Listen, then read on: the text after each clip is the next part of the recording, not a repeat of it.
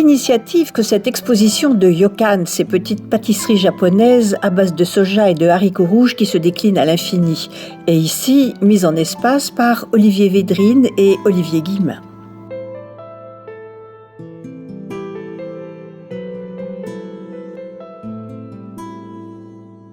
L'origine du projet, en fait, c'est une rencontre entre Olivier Védrine et moi-même, Oho, et Mitsuharu de Toraya. On avait fait l'expérience bleue. On avait associé, on avait présenté ces gâteaux dans le cadre de notre présentation, et ils ont été amoureux de la manière dont on a présenté, avec ce mélange de luxe, de tradition, d'innovation. Et donc ils nous ont demandé si on pourrait organiser le lancement en France du Yokan, qui est totalement inconnu, sauf à travers Toraya, mais qui est un gâteau très populaire entre guillemets, pas dans le sens trivial du terme, mais très connu au Japon, et qui est un petit peu, j'oserais comparer ça avec leur fromage.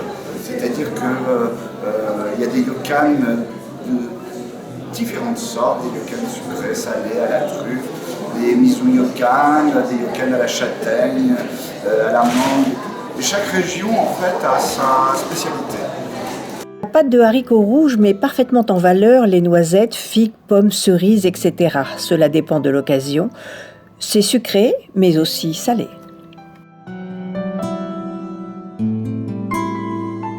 Je pense qu'on est vraiment dans le royaume, je dirais, de l'excellence, de la tradition, mais ce qui est intéressant aussi, c'est qu'ils sont tout à fait justement ouverts, je dirais, à l'innovation. Et on est vraiment dans l'idée vraiment des savoir-faire, des métiers d'art culinaire.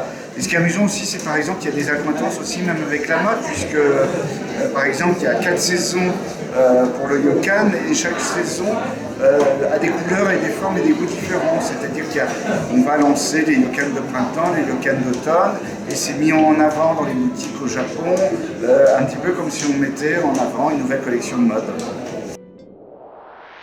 La fabrication du yokan est un art minutieux et rigoureux, comme seuls les Japonais savent le faire.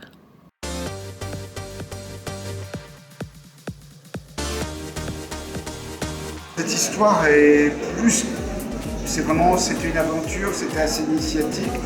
En même temps, on travaille depuis longtemps avec le Japon, que ce soit Shiseido ou le travail d'exposition qu'Olivier Védrine fait, mais là, ce qui était vraiment intéressant, c'était d'amener un petit peu cette culture, de twister quelque chose de très traditionnel, parce que en fait, ce qui les a intéressés dans notre travail et ce qui les a étonnés avec cet événement, c'est que jusqu'à présent, quand ils font des expositions, c'est dans les grands magasins japonais comme Isetan, et c'est très classique, c'est-à-dire qu'on a réussi, ce qui nous a amusé, c'est d'arriver justement à mélanger la modernité, une idée un petit peu ludique, très pédagogique, et de twister l'esprit français, la fantaisie, le glamour, avec quelque chose qui finalement est là-bas quelque chose d'assez traditionnel et classique.